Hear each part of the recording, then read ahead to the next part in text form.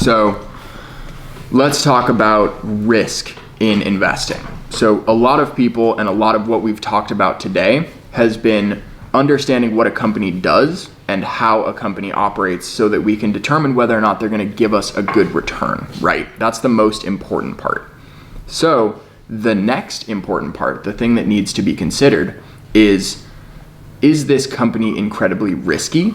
And are we willing to take that sort of risk when we're making this investment? Because I think something that people fail to understand in investing is that outsized returns does not necessarily mean better returns. So we're going to talk about this idea called risk-adjusted returns. And risk-adjusted returns are, in my opinion, a much better way of evaluating a stock, especially historically, than just straight up pure total returns. So that's what we're going to talk about today. Before we talk about that, the big thing that I want to cover is this idea of risk, right? So in the chat, really quickly, can you guys let me... I'm loving the comments that stocks only go up. So tell me real quick, what are some investment risks? What's the first thing that you think of that pops into your head when I say, like, what is an investment risk? Because for me, I have 5 of them that immediately pop up. And I like, okay, cool. So we have a few good ones. So the first one is stocks go to zero. This is called capital risk. Capital risk is the idea that you put your money into something that could just disappear. Company goes bankrupt, you don't get any payout, then that is capital risk. That's the idea, the risk that your stock goes to zero. Then someone mentioned systematic risk. So this is the highest level separation of risks. There is something called systematic risk, and then there is another type of risk called unsystematic risk. For systematic, this is actually what you want. So you actually want to have systematic risk because this is what you get compensated for. Systematic risk is the risks associated with being involved in a market. So there are 5 of them. I'm going to see if I can name them without looking. There is purchasing power risk, reinvestment risk, interest rate risk, exchange rate risk, and market risk. It's prime is the way to remember that. That was impressive. I will say that is Thank you. So purchasing power risk is inflation, the risk that inflation is going to occur. Then reinvestment risk is the risk that, let's say you buy a bond. You buy a bond. Oh, you guys can't really see the chips, which is a shame. But you buy a bond and then it will pay you interest. So if you collect the interest, then you might take it and invest it in another bond. But the risk is that when you invest in this bond, interest rates have gone down. And so now this bond is yielding less than this bond. So that is reinvestment risk. Then you have interest rate risk, and these two go hand in hand. Interest rate risk is the risk of interest rates changing. This is what we're seeing in the stock market lately. The interest rate, especially the 10-year treasury, is increasing exponentially. And this is forcing down a lot of equities, specifically in growth sectors, so like tech. And so the interest rate risk is the risk that interest rates go up, the cost of borrowing goes up, which makes companies less able to be profitable. There is also the inverse side of that, which is that interest rates go down. And this is what I was talking about with reinvestment risk. So you can see that it's sort of a double-edged sword. Then we have market risk. Market risk is the risk that you take by participating in a stock market. So this market risk is going to be the risk of the stock market selling off. For instance, we are all participants in the market, right? We're all investors sitting here, and there are 100 of you in here. So if all of you decide to sell, even if I don't decide to sell, then my stock holding is going to go down. And so what this means is that the market risk is something that I cannot avoid. Then the last bit we have is exchange rate risk. So exchange rate is the idea that I take my American money, US dollars, and I exchange it for something like the Japanese yen or something like that. So the Japanese yen, you actually need, let's say it's 4 to 3 or something like that. And so the Japanese yen is currently less valuable than US dollars because these are worth the same amount. And so if I take my US dollars and I exchange it for Japanese yen, and I take this and I go invest in a Japanese company, and I hold it for a year, and I make 20% on that, then that's a great investment. But in order for me to then use that cash to go buy a new Mercedes or something like that, I need to transition back into US dollars. So what if, even though we made 20%, what if the Japanese yen also devalued by 10%? So this means that even though we made 20%, by the time we transition back to US dollars, we actually only made 10% instead of 20%. That is exchange rate risk. These are the 5 main systematic risk factors. Then we can talk about unsystematic risk. So unsystematic risk are risks associated with a specific company. You don't get paid for unsystematic risk. You should never have unsystematic risk in your portfolio. Well, I don't like the idea of never. There are certain times that you should have it involved, especially when you really like a company and you believe that that one is going to outperform, so you take a larger position in it.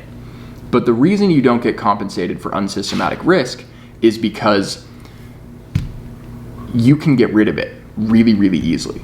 And the way you get rid of it is by diversifying. So if I have my chunk, right? If I have my chunk and then I invest some of it in one company and I invest some of it in another company, what I've done is I've diversified my risk, because we have the risk, the unsystematic risk associated with company A and the unsystematic risk associated with company B. And so it is in my best interest to diversify out into as many companies as I can, and this will reduce my unsystematic risk by as much as possible. This is why people buy index funds, because index funds only contain systematic risk. And so your hope is that you are so perfectly diversified because you bought the entire market that all of the risk you experience is systematic, and therefore it's all of the risk that you're being compensated for. The issue is that in doing so, you sort of guarantee mediocre returns. And guarantee is a terrible word to use in investing. You are not guaranteeing anything by buying an index fund. But it means that even if this company quadruples in value, it only contributed so much to your overall portfolio. What you might have preferred in that case is to invest all of it in this one company and reap the results on your entire portfolio. The issue is that there's a huge amount of risk associated with doing this, a huge amount of unsystematic risk. And so balancing the trade-off between the possibility of pure return and the diversifiable risk is one of the main factors in investment management. So it's a lot of what we do at Hoskin Capital, is asking how many companies are we going to diversify in? And so just for some info, most of our clients are usually in 80 to 100 equities, which is pretty high. We go pretty big on diversification because we try to capture themes instead of the performance of individual companies. So now we have an understanding of what risks exist, and let's see what we have. Okay, so everyone in the chat named all sorts of awesome risks. So let's talk about a few of them. So a lot of them are talking about regulations. So this is actually more likely industry specific risk. So for instance, let's say a company that makes computers has a law passed about how they build semiconductors or something like that. Then that legislation is going to affect all of the companies within that industry, but it might not affect any other industry. So then we have bad entry. So this is actually an interesting one. This is an investment risk that has to do with timing the market. So there's a chance that you get into a stock at a local maximum, and then it's going to go down from there. So that's called timing risk. Bankruptcy risk is always present. This is something that we talked about in our analysis earlier, making sure that the company that you're investing in, the probability of it going bankrupt is as low as humanly possible. Let's see. Yeah, then we have market risk, industry risk, company risk. Perfect. We talked about those. Black swan event. This is huge. This is what we were talking about with Kyla. The idea that you just can't plan for some things. There's no way that I, as an investment manager, could ever have planned for a boat getting stuck perpendicular in the Suez Canal a few days ago. Like, it just can't happen. Let's see, what else? I think those were the main ones. So, okay, now that we've talked about the main components of risk, we're going to talk about how to measure them. So the first one that I want to talk about is measuring how much systematic risk you have versus unsystematic risk that you have. So one of the ways that I tend to measure this is using a metric called R squared.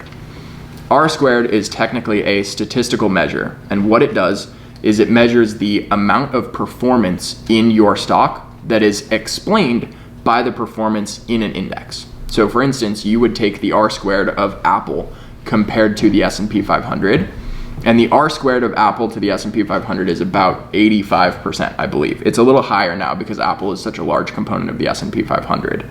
And so what this means is that 85% of the performance in Apple is explained by the movement in the S&P 500.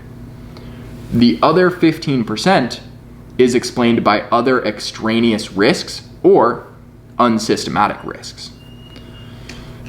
Okay, what questions do we have?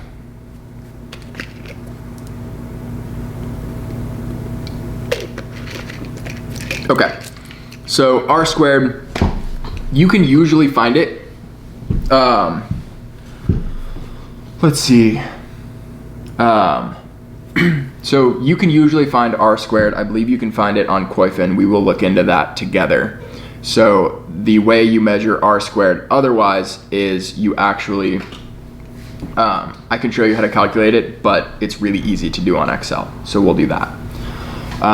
Why is Apple considered a growth stock considering its size? Apple is a growth stock because of its reinvestment in itself, really. That's the big component of Apple that classifies it as a growth stock, is the fact that they maintain a lot of their earnings in order to use it and reinvest it. Lawrence, we're going to talk about Sortino and Trainer, don't worry. So, Lawrence, you also said we hold 10 to 15 stocks at any one time, attempting to be as efficient as possible. What are the benefits of going for a more broad 100 equity trend? So, the reason we stick around 100 is because it allows us to get near perfect sector allocation.